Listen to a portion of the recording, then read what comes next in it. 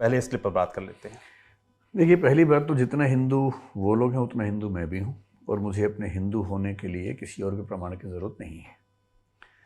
दूसरी बात, जब तक संदर्भ ना पता हो तो उसके बिना कोई बात करना बड़ा निरर्थक होता है। ये क्लिप एक क्लास की क्लिप है, और ये क्लास 2018 या 19 की शुरुआत की क्लिप है। मैं आईएएस के लिए पढ़ाता हूँ, और जब मैं पढ़ाता हूँ तो मुझे बताना पड़ता है कि जो प्रश्न यूपीएससी में आते हैं उनका आंसर कैसे लिखा जाए। जब वो क्लिप वायरल हुई तो मैंने भी देखी। वो एक प्रश्न ये है कि क्या तुलसीदास के प्रति समकालीन समीक्षा की धाराएं न्याय कर पा रही हैं। समकालीन समीक्षा से मुख्य मतलब होता है दलित विमर्श, स्त्री विमर्श और कुछ और विमर्श, जैसे जनजातीय विमर्श है, ये सब विमर्श है। ये यूपीएससी का प्रश्न है। इस प्रश्न का उत्तर हमें देना होता है, क्लास में लिखवाना होता है। तुलसीदास जी पर यह आरोप हमेशा से लगता रहा है कि वो स्त्री और दलित समाज के समर्थक नहीं थे, उसके विरोधी थे। और ये बात बहुत लोग साहित्य में मानते रहे हैं, विशेष रूप से जो वामपंथी हैं, प्रगतिवादी हैं, वो लोग ऐसा मानते हैं। ये कोई नई बात नहीं है, पुरानी बात है। इस डिस्कशन में मैं ये बता रहा था, जो अगर आपने पूरा वीडियो देखा होगा तो आपको पता भी लग गया होगा। मैं ये बता रहा था कि क्या क्या आरोप तुलसीदास जी पर लगते रहे हैं और क्या क्या उसकी सफाइयाँ दी जा सकती हैं या कुछ लोगों ने दी हैं। मैं आपकी तसल्ली के लिए ना वो सारे ऑथेंटिक टेक्स्ट अपने साथ लेके आ गया हूँ, ताकि मतलब पहली बात तो ये कि अगर मैंने कुछ भी कहा है, अगर मैंने मनगढ़ंत कहा है तो मैं जिम्मेदार हूँ। यदि वो टेक्स्ट में लिखा है, ग्रंथों में लिखा है, तो जिम्मेदारी मेरी नहीं बनती है। मैं इस प्रसंग में ये बता रहा हूँ कि तुलसीदास प्रगतिशील कवि थे, और प्रगतिशील इसलिए थे कि न केवल उन्होंने कुछ नई चीज़ें स्थापित की, बल्कि कुछ पुरानी चीज़ों को छोड़ भी दिया। मसलन आपने पहली बात सीता माता की, तो वहीं से शुरू करते हैं, ठीक है। प्रसंग मैंने जो बताया वो ये है कि श्री पुरुषोत्तम अग्रवाल का एक लेख है जी, और मैंने उस लेख का संदर्भ दिया। पुरुषोत्तम अग्रवाल ऐसे वैसे अध्यापक नहीं है, वो मतलब 30-40 साल की उनकी रिसर्च है। जेएनयू के प्रोफेसर रहे हैं और साथ में यूपीएससी के मेंबर रहे हैं। तो यूपीएससी के मेंबर होने का मतलब है कि हम जनरली ये फॉलो करेंगे कि अगर उनकी कोई बात है तो उसको हम ठीक मान के चलेंगे। ये उनकी किताब है संस्कृति वर्चस्व प्रतिरोध, इस नाम से। इस किताब में एक लेख है शूद्र पशु नारी, अगर आप देखना चाहें तो ये भी देख लें। और इसमें से मैंने इसमें से पढ़ा था, क्योंकि मैंने संस्कृत में ना रामायण पढ़ी थी ना महाभारत पढ़ी थी, मैंने इस किताब से पढ़ा था। और इस किताब में जब मैंने पहली बार पढ़ा मैं खुद चौंक गया कि ऐसा संदर्भ कैसे है। और वो संदर्भ ये है, वाल्मीकि रामायण की बात है। ये किसी और रामायण की बात नहीं है, वाल्मीकि रामायण की ही बात है। उसके उत्तरकांड में प्रसंग आता है, और प्रसंग इसमें ये है। फिर मुझे कहना खराब लग रहा है, मैंने क्लास में भी ये बात कही है कि कहते हुए मुझे लगता है कि जबान कट जाएगी मेरी, लेकिन अब संदर्भ है तो मैं क्या करूं, कहना पड़ेगा। उसमें ये लिख रहे हैं लेखक कि सीता समझती रही कि युद्ध उनकी मुक्ति के लिए हुआ है। ये पृष्ठ 66 है, अगर आप में से कोई भी देखना चाहे तो 66वें पृष्ठ पर नीचे, और 67वें पृष्ठ पर थोड़ा ठीक से पढ़ेंगे तो स्पष्ट होगा। जानकारी के लिए बता दूं कि किताब राजकमल प्रकाशन से छपी हुई है। सीता समझती रही कि युद्ध उनकी मुक्ति के लिए हुआ है।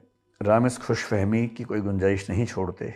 यह जो युद्ध किया, विजय प्राप्त की, यह न त्वदर्शन मया कृतः, तुम्हारे लिए नहीं किया। और उसके बाद फिर वो जिक्र करें दो संदर्भों का, एक वाल्मीकि रामायण का और एक महाभारत का। बहुत इंटरेस्टिंग बात है, महाभारत का संदर्भ है।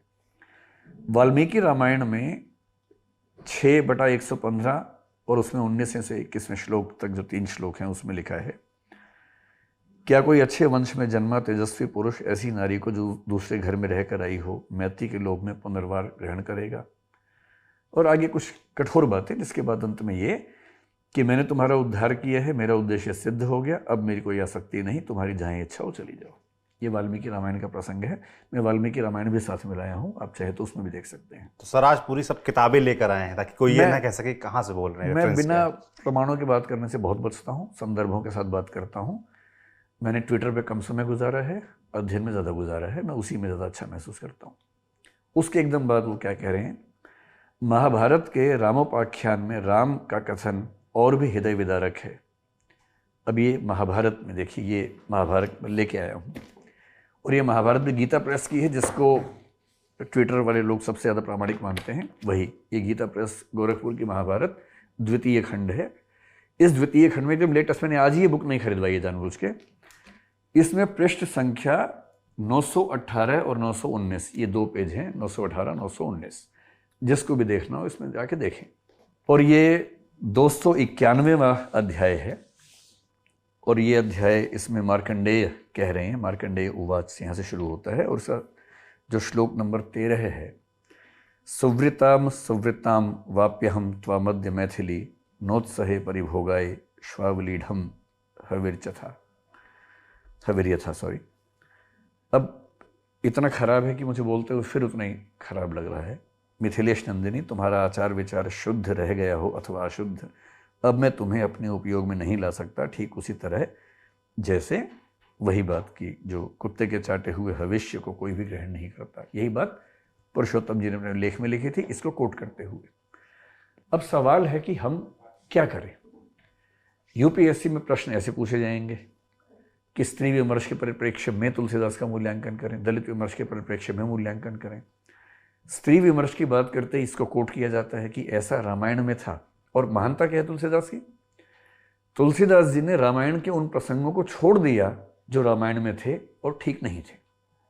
सीता परित्याग, सीता के परित्याग की कहानी हर बच्चा जानता है भारत में। बहुत इंटरेस्टिंग बात है कि वो तुलसीदास की रामचरितमानस में नहीं है, वो रामायण में है, वाल्मीकि रामायण में है और उत्तर रामचरित में है, लेकिन रामचरितमानस में नहीं है।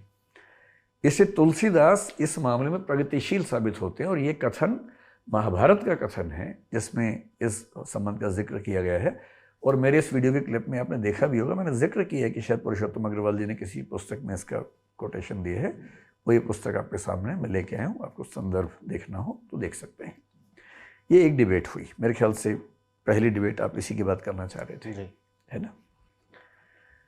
तो ये जो वीडियो सर 45 सेकंड का जो क्लिप शेयर किया जा रहा है, इस जो आपने बताया ये पूरी बातचीत इस विषय पर थी, इसी पर थी, लेकिन उसमें से काट के उतना ही शेयर किया गया।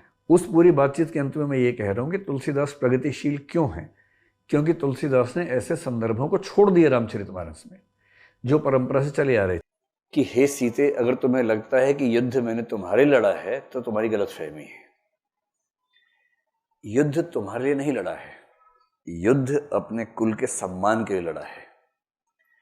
और रही तुम्हारी बात, जैसे कुत्ते द्वारा चाटे जाने के बाद घी भोजन योग्य नहीं रहता है, वैसे तुम अब मेरे योग्य नहीं हो।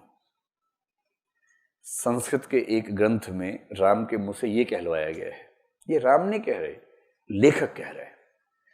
लेखक लोग अपने मन की बातें चरित्रों के मुंह से कहलवाते हैं, और छवि बनती है चरित्र की, छवि बिगड़ती है उसकी। तुलसीदास जी एकदम चुपचाप गोल कर गए इस पूरे मामले को। उनको पता था कि ये सब नहीं चलेगा, फेमिनिज्म पैदा होने वाला 3-4 साल बाद, और उस समय की महिलाएं बैंड बजा देंगी। हालांकि फिर भी ऐसी बातें महिलाओं के लिए कह गए हैं कि बैंड बजाने के लिए पर्याप्त कारण है। राम अच्छे बुरे का प्रसंग नहीं है, एक ही राम है। उन पर वाल्मीकि भी लिखते हैं, उन पर 9वीं शताब्दी में आके भवभूति लिखते हैं उत्तर रामचरित में, वो भी लेके आए। ये उत्तर रामचरित भी लेके आ गया हूँ आपके लिए जानबूझकर, ठीक है। इन्हीं राम की कहानी पर हम 16th सेंचुरी में देखते हैं तुलसीदास जी भी लिखते हैं रामचरितमानस। इन्हीं पर कृतिवास रामायण बांग्ला में लिखी गई है। इन्हीं राम की कहानी पर निराला राम की शक्ति पूजा लिखते हैं 1936 में। इन्हीं राम की कहानी पर साकेत मैथिली गुप्त ने लिखा है, वो भी राम है। जब वो राम तुम्हें यह देश ना भूले, धाम धरा धन जाए भले ही, यह अपना उद्देश्य ना भूले, जब वो इस तरह की बात करते हैं तो वो भी राम के बारे में बातचीत है। ये सारी राम की कथाएं बदलती जाती हैं। फिर 20th सेंचुरी के मिड में संशय की एक रात में नरेश मेहता राम के संशय पर एक पूरी नई तरीके से प्रस्तुति करते हैं। अब सवाल है कि अगर हिंदी साहित्य में और हिंदी से पहले के साहित्य में भी राम की कथाओं में इतने वेरिएशंस आ रहे हैं, और हमसे प्रश्न यूपीएससी में पूछा जाए कि राम को लेकर नई समीक्षा क्या बोलती है, समकालीन समीक्षाएं क्या कहती हैं, तो उसका जवाब क्या दें? जब तक हम संदर्भ न कोट करें तो फिर अंक नहीं मिलेंगे बच्चों को। तो मेरी क्या जिम्मेदारी बनती है? तो मैं इस बात के लिए एकदम निश्चिंत हूँ कि जो बात मैंने कही है उसके प्रामाणिक साक्ष्य हैं, उसके बिना मैंने कुछ भी नहीं कहा है। और ये मेरा भक्ति भाव नहीं है। मैं जब क्लास में होता हूँ तो मैं भक्ति भाव से क्लास नहीं लेता हूँ। क्लास लेता हूँ इस उद्देश्य से कि विद्यार्थी को क्या पता होना चाहिए, क्या उसको परीक्षा में लिखना है, न कि इस भाव से कि मेरे व्यक्तिगत विचार क्या हैं, मेरी व्यक्तिगत आस्थाएं क्या हैं।